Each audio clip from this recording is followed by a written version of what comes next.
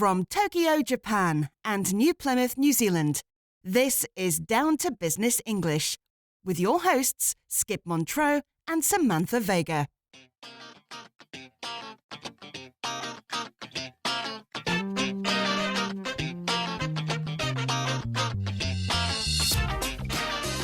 Samantha Vega, how are you today? Oh, I'm doing great. Great to talk to you, Skip. Great.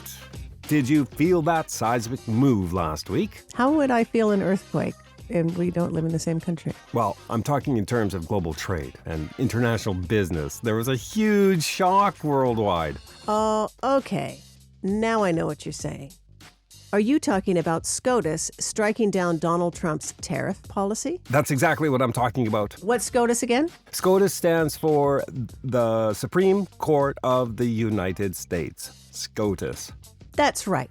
After a year of intense trade disruptions, the U.S. Supreme Court just dismantled the president's tariffs. But does that mean that they're finished?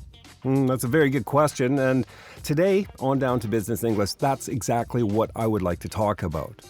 We are going to review the timeline of the tariffs, break down the Supreme Court's ruling a little bit to see exactly what they said, and examine how other countries around the world are reacting. Then we'll talk a little bit about the Trump administration's Plan B. Sounds like a plan. And I want to remind listeners as well, so pay attention to the dialogue, because we'll break it down to key business English vocabulary words at the end of the show. So let's do it. Let's get D2B down to business with SCOTUS strikes down Trump's trade tariffs.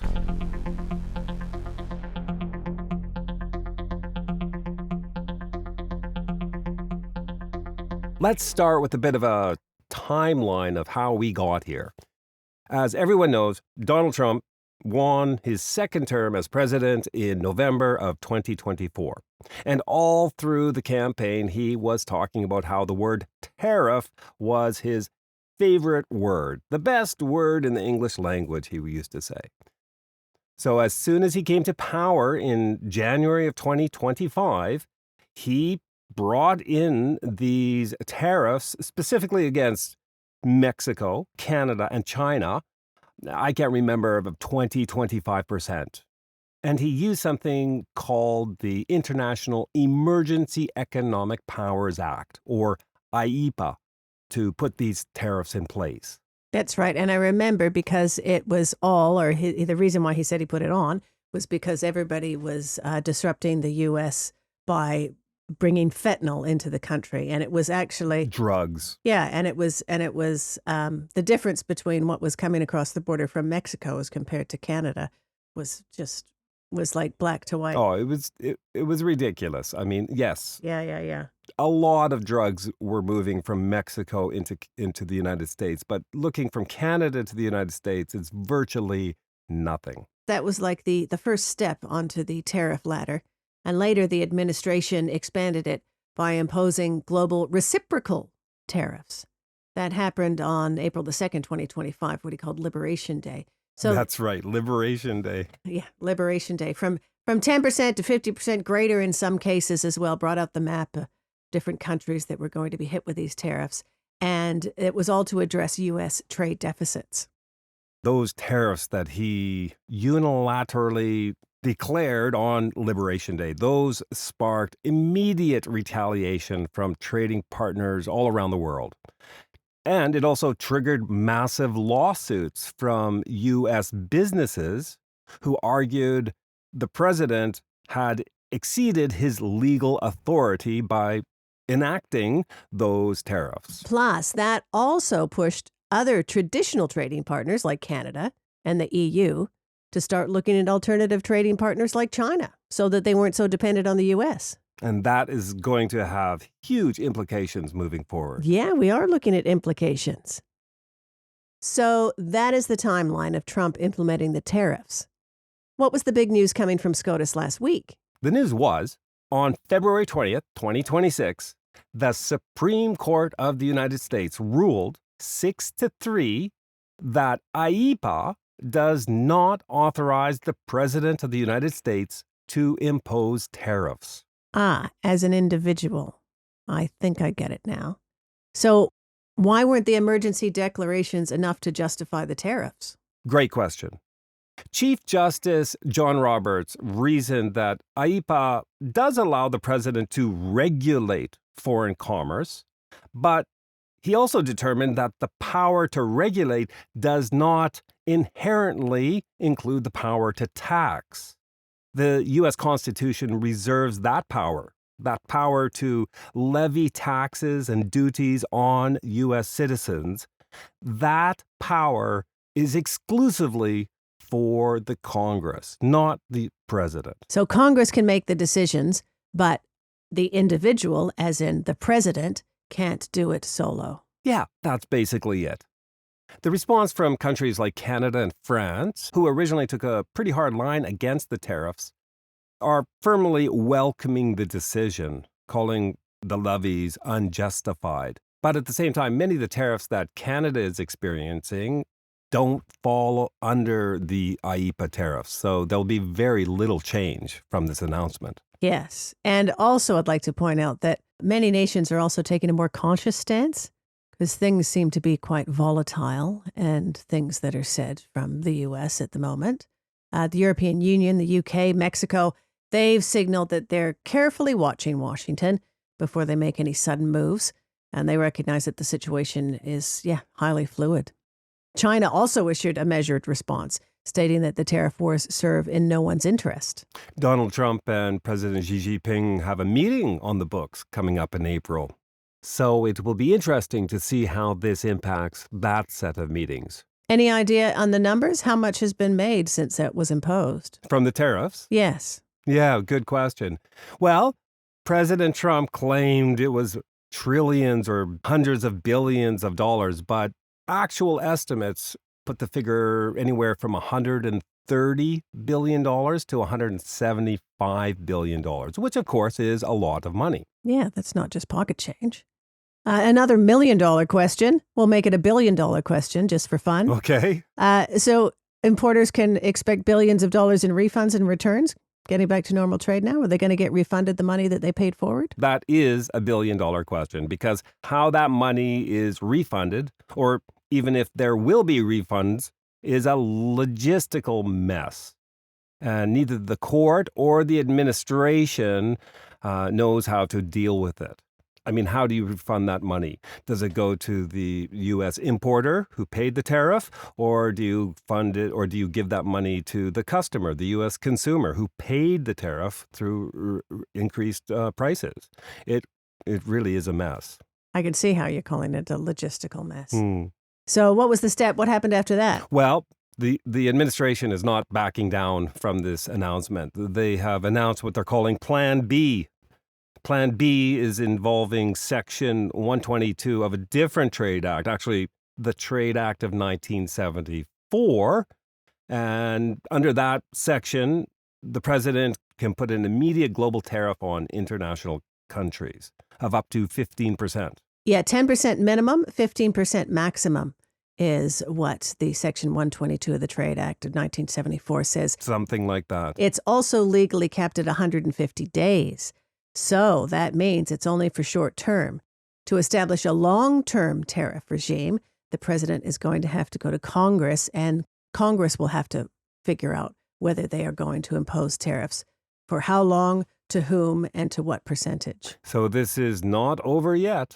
No, it isn't. Not at all. Global businesses must still continue to navigate a highly uncertain environment. And on that note, I think it is time for us to get D2V down to vocabulary.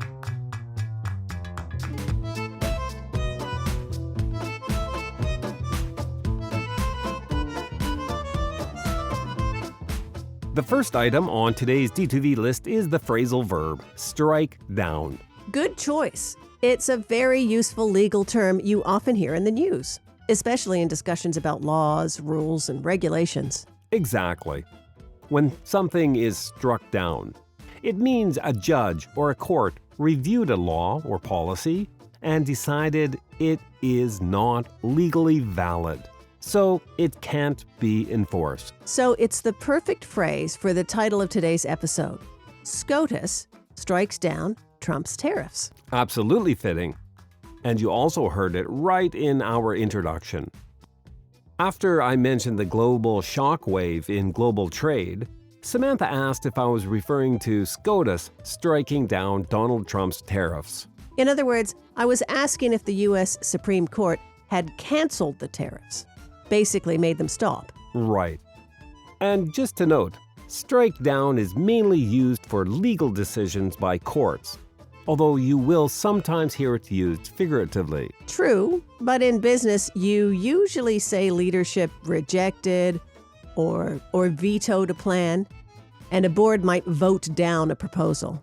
Can you give us a realistic B2B example using strike down? Sure. After the court struck down the new reporting rule, suppliers no longer need to submit the extra compliance documents each quarter. Perfect. What's our next word? Next up on our D2V list is the verb dismantle. When you dismantle something, you take it apart piece by piece. In business and politics, it's often used more figuratively. When you are talking about removing or breaking down a system, a policy, or some kind of structure. Right. It has the nuance of undoing something methodically. Not just stopping it for a moment, but stripping it back, step by step. And that is how I used this word in the introduction when I said, after a year of intense trade disruptions, the U.S. Supreme Court just dismantled the president's tariffs. In simpler terms, the court basically took the U.S. tariff setup apart, so those tariffs cannot continue. How would you use dismantle in a business situation, Skip? In a business situation, you might hear something like, after the merger, the new management dismantled the old supply chain approval process and replaced it with one global workflow, so suppliers could onboard faster. That sounds very professional. Thank you. What is next on our list? The final item on today's D2V list is the noun retaliation. Retaliation is a response to some kind of harm or pressure, usually by taking action back against the other side. And it often has the nuance of payback or a countermeasure, but in a more formal way. That is very true. You hear it a lot in trade, diplomacy, and workplace disputes, when one party responds because they feel they were treated unfairly first. Exactly. In today's report, I said that the tariffs Donald Trump announced on Liberation Day sparked immediate retaliation from trading partners all around the world. In other words, other countries responded by hitting back with their own tariffs or restrictions. And we need to point out that the verb form retaliate is also very high frequency. It absolutely is. When you retaliate, you respond to an action that you see as hostile or unfair by taking some kind of action back. So, in simpler terms, the U.S. put tariffs on the world, and other countries reacted by doing something back. For example, putting tariffs on U.S. imports or adding other trade restrictions. Can you give us another example using retaliation or retaliate in a business context? Sure. After a major supplier suddenly raised prices, the buyer retaliated by warning that they may take their business to a competitor when the supplier's contract came up for renewal. Nice. That sounds like something you would actually hear in a procurement meeting. Would you like to help Down to Business English reach more people wanting to improve their business English skills? Follow Down to Business English on Apple Podcasts, YouTube Music, Spotify, or any place podcasts are found. Leave a rating and a review and tell everyone how much you enjoy the show.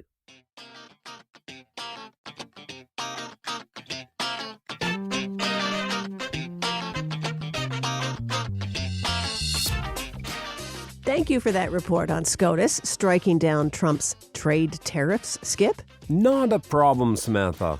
I hope our listeners found it both informative and a little less confusing than all the headlines. Honestly, I did. It's easy to think, okay, the court struck them down, so the whole tariff story is over. But as we discussed, it's not that simple. No, it's not. and there is still a lot of uncertainty around what will happen next. So now it's a wait-and-see moment. That it is.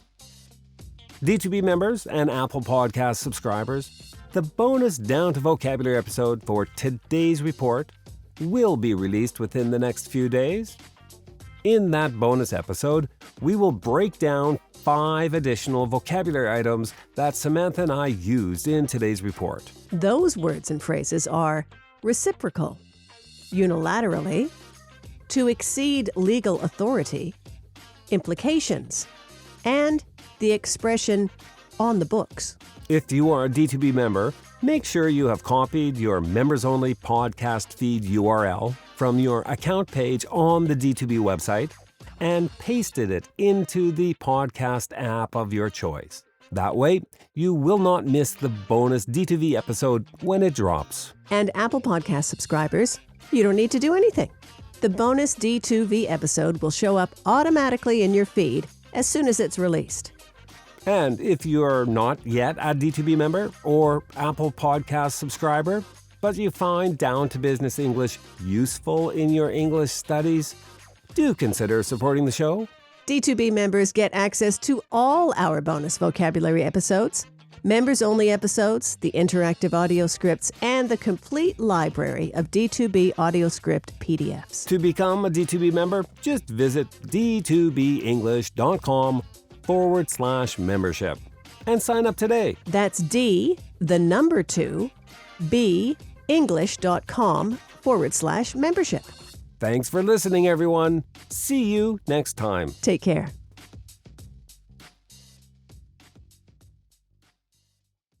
Down to Business English. Business news to improve your business English.